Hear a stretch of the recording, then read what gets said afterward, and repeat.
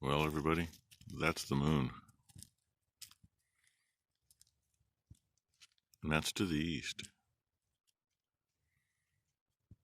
The other glow, I'm going to say, is from the sun.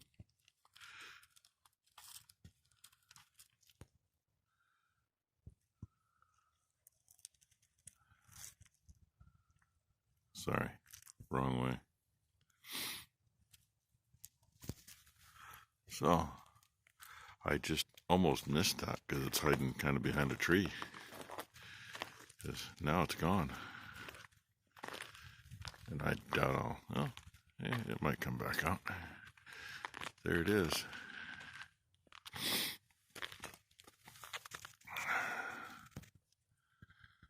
See if it'll zoom up and show better.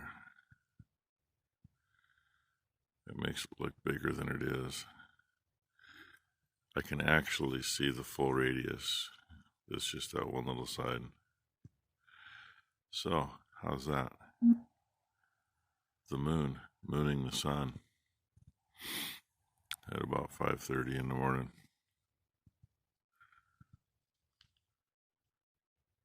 By the way, let's see, what is this? This might be hump day, maybe that's why the sun's getting mooned. I'm not sure what day it is. They all blend together. Pretty sure it's Wednesday, though. Literally, a couple minutes later.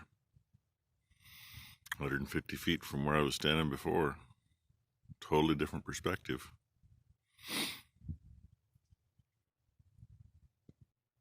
And the silhouette between the two trees. Move a little one way or the other, it disappears. And I literally just walked up here from the feed barn, and it's so much higher just because I'm a little higher elevation. Try not to get the lights in here. There. Okay. Time to finish getting going this morning. There it is a little later. It's about 6 o'clock. And yeah, I was right, it's Wednesday, because feed was supposed to come Wednesday. He's almost done. He's up there scraping the bin. Uh-oh. It just stopped. That wasn't supposed to happen. Well, bracket's on.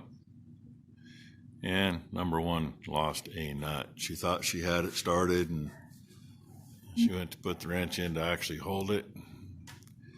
It's laying right about there in the middle of that wall.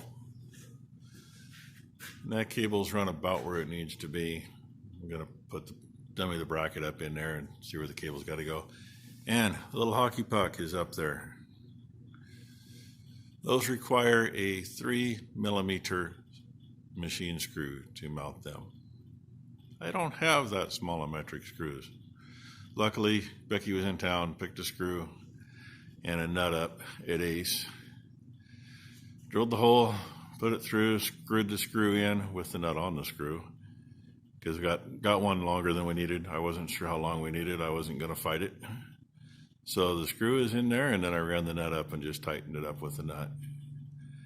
And little zip ties holding the cable. You can see where the black junk is on the cable.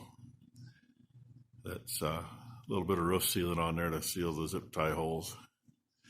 And opened up one of the speaker wire holes to be able to get the stuff on the end of that in.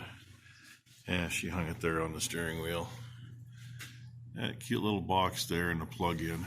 Opened the hole up just enough, they slid in. So hopefully, maybe, still get the headliner in today, but number one says, it's lunchtime, I'm going in. So I guess I'm going to follow her.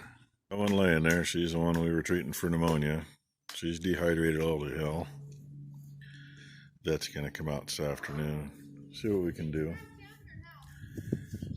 She's out there complaining at me because since the vet's going to be here, we're going to have her check that mass that's in Lena's vulva. And or inside her vulva. So, you know, Lena's standing in the barn with her calf nursing right till number one walks in. Gets halfway to her. And she takes off out in the middle of the crowd. So now I gotta get my feet full of manure. Story of my life. Oh well. 'Tis what it is. Of course, you don't want to come in. It just makes it more fun.